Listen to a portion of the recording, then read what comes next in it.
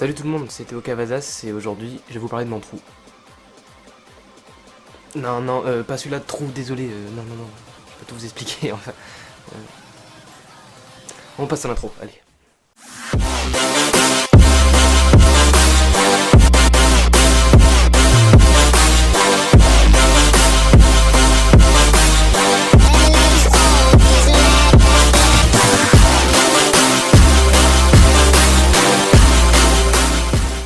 Alors moi, ce que j'appelle communément le trou, enfin mon trou à moi, c'est ça s'appelle un pectus excavatum. Donc en gros, c'est le thorax en entonnoir. Alors ce thorax en entonnoir, en général, c'est quelque chose qui est génétique. Donc je peux rien y faire, ça vient de mon arrière-grand-père. Ça devait se développer, ça s'est développé à l'âge de mes 8 ans. Donc en fait, le pectus excavatum, c'est les cartilages au niveau du sternum qui sont trop longs. Et du coup, en étant trop long, en grandissant, eh ben, il tire le sternum vers l'arrière. Donc en tirant le sternum vers l'arrière, eh ben, vous vous doutez bien que du coup, ça fait comme une cavité. Donc je vais vous mettre une photo quelque part par là après. Donc du coup, cette cavité, ben, c'est plus ou moins prononcé, ça dépend des personnes. Il y a différents cas, il y a des gens avec qui c'est plus enfoncé, des gens c'est moins enfoncé. Donc quand c'est plus enfoncé, en général, il y a des complications derrière, ça empêche la respiration correcte, parce que ça oppresse les poumons. Alors moi, ben, j'ai la chance que... Oui, enfin, la chance... ça m'oppresse pas les poumons, je peux vivre avec, il n'y a pas de souci avec ça. Ce qu'il faut savoir, c'est que une fois que ça s'est développé, on peut faire une opération pour remédier à ce pectus excavatum, donc à ce trou. Donc il y a des gens à qui ça plaît pas, il y a des gens qui arrivent à vivre avec. Donc moi personnellement j'ai fait le choix entre guillemets parce que j'ai surtout appris trop tard qu'il y avait une opération, mais je pense que je l'aurais jamais faite vu les conséquences que ça apporte. En effet, il existe une opération où on nous ouvre les côtes, comme ça. Donc on nous ouvre sur le côté, tout ici, en nous cassant les côtes bien évidemment. Et on vient nous passer une barre en métal, donc dans le thorax, dont le sternum va appuyer dessus. Donc en appuyant dessus, ça fait que le sternum, donc ici, il va être relevé, donc bombé vers l'avant, et en étant bombé vers l'avant, parce qu'il appuie sur la barre en fer qui est derrière. Sauf que cette opération elle est très douloureuse, faut le faire avant ses 15 ans parce que les os sont encore assez souples. Après 15 ans, ils sont plus assez souples, puisque ça se fissure. Donc là, on pouvait encore le faire avant 15 ans, donc moi clairement c'est mort, c'est fini, je peux plus le faire. Donc ceux qui le font avant 15 ans, bah, ils auront le sternum normal, donc comme s'ils avaient jamais eu de pectus excavatum, mais ils ont très mal. C'est hyper douloureux comme opération, ça dure 3 ans avec une barre de fer en toi quoi.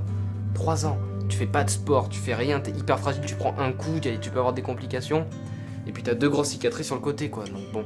J'ai fait le choix de pas le prendre, bien évidemment, il y avait d'autres techniques, donc par exemple il y avait celle avec la ventouse, donc on prend une ventouse et puis de temps en temps on fait ça. Mais je connais pas l'efficacité de cette technique, donc je pourrais pas vous la recommander, et puis de toute façon j'ai jamais fait l'opération, donc je sais pas qu'est-ce que ça donne. Parce que je sais que ça fait très mal par contre, et ça dure 3 ans, donc ça faut le garder en tête.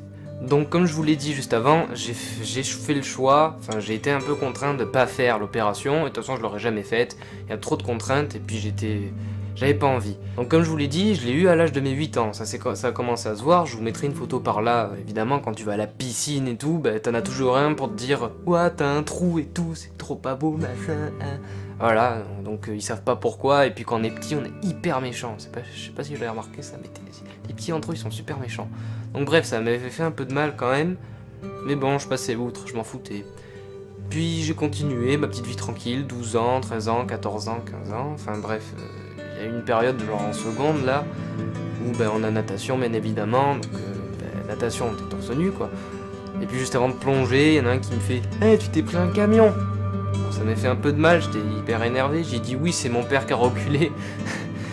Quand j'étais petit, que ma mère me tenait dans les bras, je disais ça, les gens ils disaient « Oh, mais putain, mais comment t'as fait pour être encore en vie et tout ?» Enfin, je les prenais pour des cons, je n'avais rien à faire.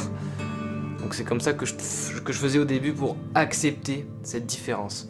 Et puis, c'est ce qui m'a poussé à me mettre au sport aussi. Si j'avais pas eu ça, à mon avis, je n'aurais pas fait de sport. Je me disais, putain, Théo, t'es maigre, t'as un trou, quoi. Enfin, il faudrait peut-être que tu fasses quelque chose pour que les gens trouvent ça un peu plus beau.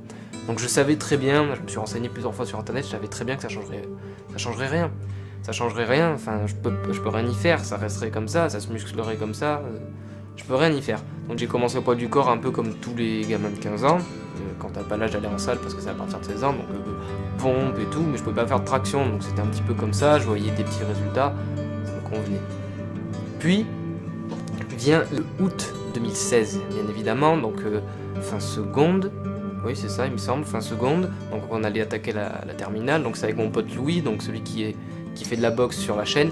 On se met à faire du sport au parc, donc on s'y met et tout, on fait des tractions lestées, machin, sauf que moi j'ai continué après en première, quand je suis passé en première, j'ai continué derrière, je m'entraînais chez moi et tout, machin, à faire des tractions, c'est là où j'ai appris front lever, tout ça. Et c'est comme ça, c'est grâce à ce trou, je me suis mis à faire du sport, que j'ai réussi à avoir une nouvelle version de moi-même. Et c'est ça qui m'a aidé à l'accepter, faire du sport ça m'a aidé à l'accepter. Je me suis servi de ce qui me faisait mon défaut, ce que les gens voyaient comme quelque chose de pas beau. Il y a encore des gens qui me disent que c'est pas beau, mais j'en ai rien à faire. J'ai réussi à l'accepter, à me dire putain mais Théo c'est ta différence, fais-en ta force. Donc du coup j'ai pris cette différence et je me suis dit si t'as ça, c'est quelque chose qui vient de ton arrière-grand-père, c'est pas pour rien. Toi tu l'as eu, les autres ils l'ont pas eu, c'est ce qui fait de toi que t'es unique, alors t'iras loin avec ça. C'est tout. Si, à partir du moment où t'arrives à accepter tes différences, tu peux aller mais alors loin, mais très loin. Ce qui faisait ma faiblesse, je l'ai transformé en force, c'est ce qui me fait avancer. Bien évidemment, faut relativiser, c'est qu'un trou. Tu subis des moqueries et tout, mais il y a des gens qui sont beaucoup plus atteints par d'autres choses beaucoup plus graves. Je pense notamment à Michael Louvel. Le gars, il fait du bodybuilding, il fait des compètes et tout, il était super fort et bam, un jour il a eu un accident, il a perdu son bras. Et il est encore en salle, en train de pousser, il lâche pas son rêve, parce que son rêve, c'est de faire des compètes. Donc ok, il a changé de catégorie, avec d'autres gens qui ont des soucis, bien évidemment. Mais c'est pas grave, le gars il a continué, il a rien lâché, il serait des photos, je mettrai son Insta dans la description, parce que ça c'est vraiment un mec qui balance quoi. Enfin, il lui manque un bras, il continue, il y a plein d'autres gens, il y a Bionic Body aussi, il lui manque le tibia, la jambe ou je sais plus trop quoi, mais bref, il continue, il a quand même une prothèse, c'est ça, c'est se battre, c'est faire de ses faiblesses sa force. Il faut penser comme ça. Si on s'appuie toujours sur notre sort, à se dire oh, j'arriverai jamais à changer, je peux rien y faire, faire quelque chose va changer mon gars. Tu peux le faire, tout le monde peut le faire. Moi j'ai un trou, je me suis mis, ça fait 1 an et demi, je m'acharne, je me mets dans le strict workout. J'étais super maigre, j'avais aucun muscle, et maintenant, poum. Voilà, ça a changé, c'est pas encore énorme. Mais c'est déjà ça, et je suis content, et je vais pas lâcher, et je vais continuer, et je vais montrer à tous ceux qui sont moqués de moi ce que je suis, ce que je peux faire vraiment, avec ma différence. C'est ça qui est important les gars.